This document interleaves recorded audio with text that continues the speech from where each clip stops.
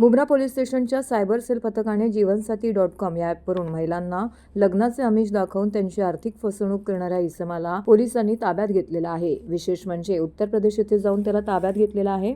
Mumbra police स्टेशनच्या हद्दीमध्ये या संदर्भात एक गुन्हा दाखल करण्यात आला होता। जीवनसाथी.com वेबसाईट बनावट आयडी बनवून सदर वेबसाईट प्रोफाईलवरून फिर्यादी यांच्यासोबत लग्न करण्यासाठी ओळख वाढवून विश्वास संपादन करून वेळोवेळी वेगवेगळी कारणं सांगून फिर्यादीचे बँक खात्यावरून आरोपीने खात्यामध्ये 13,54,981 रक्कम ऑनलाईन स्वरूपात घेऊन ती फिर्यादीस परत केली नाही। या संदर्भात तक्रार देखील दाखल करण्यात आली होती। मुंब्रा पोलीस स्थानकामध्ये दाखल झालेल्या तक्रारीच्या अनुषंगाने पोलीस निरीक्षक नितीन पगार तसेच सायबर सेल पथकाचे पोलीस अधिकारी सहपोलीस निरीक्षक प्रवीण सुरवाडे तसेच पोलीस उपनिरीक्षक विजय सानप यांच्या पथकाने जीवनसाथी.com कडून प्राप्त झालेली माहिती, मोबाईल नंबर, ईमेल आयडी आणि IP ॲड्रेस तसेच फिर्यादी यांचे पैसे ज्या अकाउंटमध्ये प्राप्त झाले त्या बँककडून प्राप्त झालेली डिटेल्स, गुन्ह्यात वापरलेले मोबाईल क्रमांक, CDR, IPDR यांचे तांत्रिक विश्लेषण करून या गुन्ह्यामध्ये असलेल्या आरोपीला उत्तर प्रदेश येथून अटक केलेला आहे। या आरोपीचं नाव जैदफुल खान असून तो 24 वर्षाचा आहे। तर शहजनाबाद येथून त्याला पोलिसांनी अटक केलेला आहे। तर त्याला 5 दिवसांची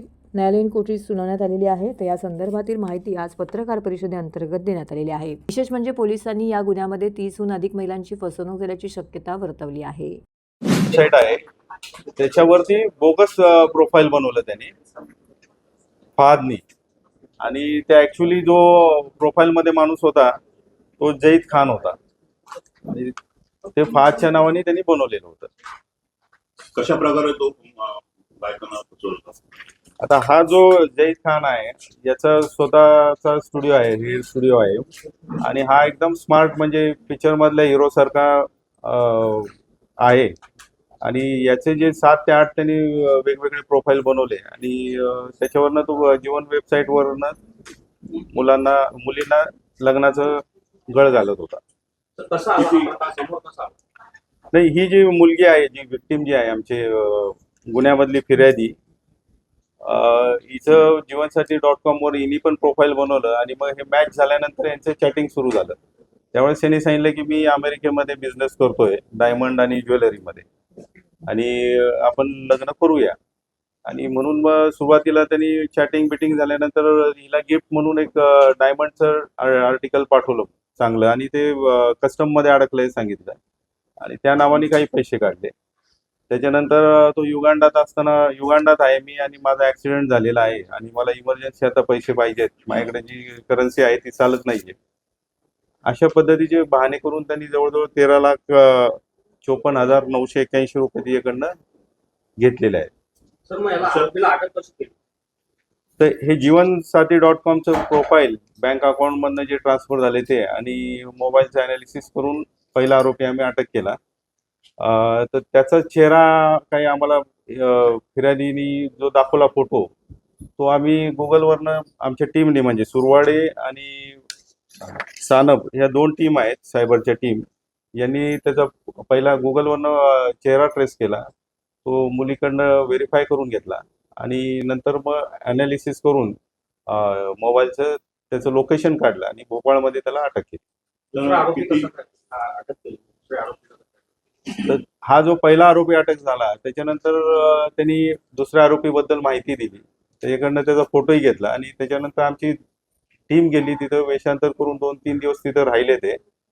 त्याचं कॉल सेंटर असेल असा एक आमचा गेस होता आणि तो सुरवाड्यांचा जो गेस होता आमचे आयोग तो बरोबर निघाला आणि ते कॉल सेंटर पर्यंत पोहोचले, परंतु त्या दरम्यानच तो थारमधनं येत होता आणि त्या लक्षात आलं आपल्या ऑफिसमध्ये काहीतरी गडबड चालू आहे, पोलीस आलेले आहेत आणि त्यामुळे त्यांनी तिथून पळून जायचा प्रयत्न केला।